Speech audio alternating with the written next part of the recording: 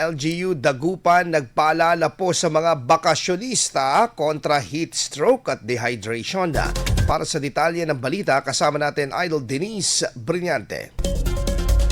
104.7 IFM Report.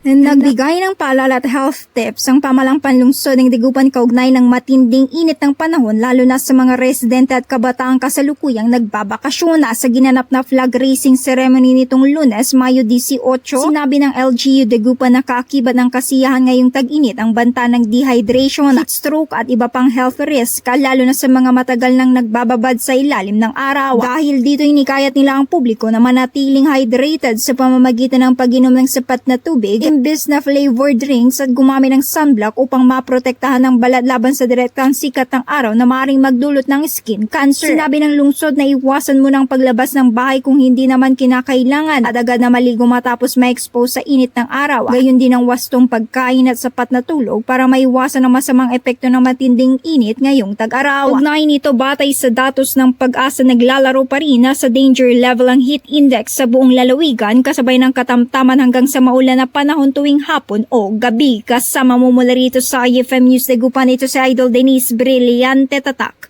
IFM IFM News. IFM News. IFM News.